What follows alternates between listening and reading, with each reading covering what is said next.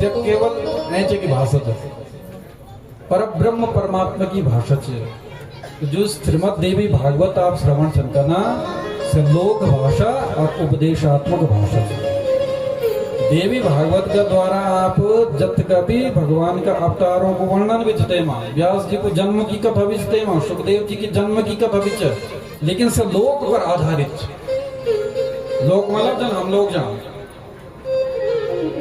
वेद व्यास जी को जन्म कद हुए तो ना जो तीन पुत्र तो का हुए इनसे के प्रकार से हुए महाभारत की पूरी चर्चा चते में लोक जन बीच बीच में तो का उपदेश में जंगली आ गया निकल तुम सड़ियन फल मिल जाए। लेकिन श्रीमद् भागवत में चर्चा छेंच लेकिन जत का काम और से ही चर्चा है। बोलो श्री कृष्णचंद्र भगवान की। ये कारण से अद्वैत ग्रंथ मानिए गए श्रीमद् भागवत और समाधि भाषा में लिखे गए थे। अब जब ये बात है ते के बाद सम्याप्रास आश्रम में सरस्वती नदी बिटी आइन स्नान करते हैं अजनी अपरा आश्रम में बैठी ना ते के बाद तो का मुख से भागवत की दिव्य गाथा निकलना बेगी हर श्लोक और गणेश जी लिख दिए ना, व्यास जी को लिखे ना, गणेश जी लिख दिए और चल लिखते धीरे धीरे करते 18,000 श्लोकों में आबद होगी।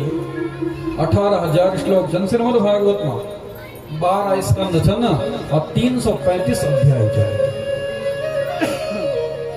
जब यह कथा लिखी लिखने के बाद जब खुद दिएगी तो खुद ही समझ में नहीं आई, क्योंकि गणेश जी बहुत कठिन में लिखे थे तो तब से ठीक करे थे। फिर भी तो खुद समझ में तक आई नहीं, जो स्वयं लिखी तो की भी समझ में नहीं आई। तो बोली समाधि भाषा युक्त या भाषा ग्रंथ यो आदमी भी या कथा भी मैसणी परमहंस जाने से कौन पढ़ ली तो परमहंस कुछ बोले व्यास जी मेरे ख्याल से सुखदेव जी की कथा सुने दिला देवी भागवत के अनुसार, क्योंकि सु उपदेशात्मक भाषा द्वारा सुन ला आप, लेकिन भागवत जी में सुन लिया अपन समाधि भाषा में जब का काम और कद की हुए सीधा चलित जंगल भगवान का चिंतन में लेकिन समाधि भाषा ये कहते हैं बोलना। अब सुखदेव जी महाराज जी जंगल में बैठे हैं भगवान को चिंतन करने तो ढूंढने कख जन पता नहीं कख चली गई। अब 4 शिष्य था और 4 शिष्यों में भागवत का कुछ श्लोक लिखते हैं तो सब याद करे यत्र तत्र भेजते नहीं।